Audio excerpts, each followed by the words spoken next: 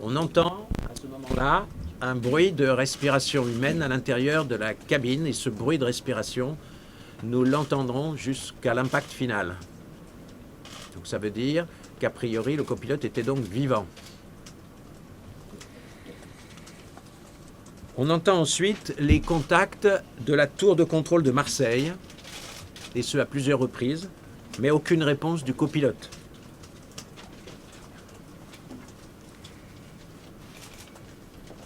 Les contrôleurs aériens demandent alors de faire le code de détresse du transpondeur, c'est-à-dire le 7700, et il n'y a eu aucune réponse. Ce qui signifie que cet avion devenait prioritaire par rapport à tous les autres avions pour un éventuel atterrissage forcé.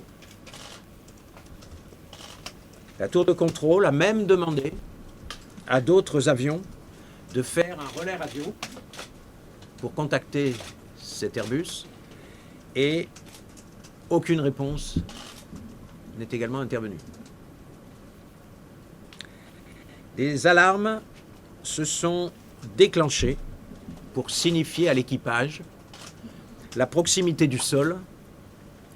Et à ce moment-là, on entend des coups portés violemment comme pour défoncer la porte, si vous voulez, enfoncer la porte. Je vous rappelle qu'à l'intérieur, c'est une porte blindée selon les normes internationales pour protéger d'éventuelles actions terroristes.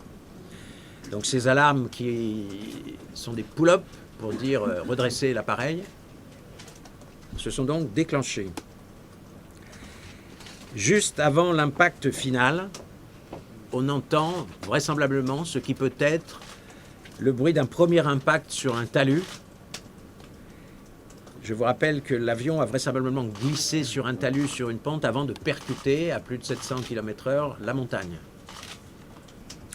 Je vous rappelle également qu'aucun message de détresse ou d'urgence, style Mayday, Mayday, Mayday, n'a été reçu par les contrôleurs aériens.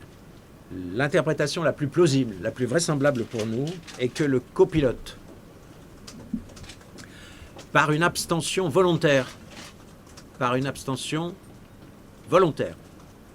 a refusé d'ouvrir la porte de la cabine de pilotage au commandant de bord.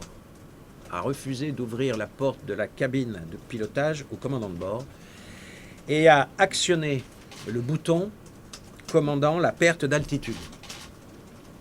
Alors, il a donc actionné ce bouton commandant la perte d'altitude pour une raison qui aujourd'hui nous ignorons totalement, mais qui peut s'analyser comme une volonté de détruire cet avion.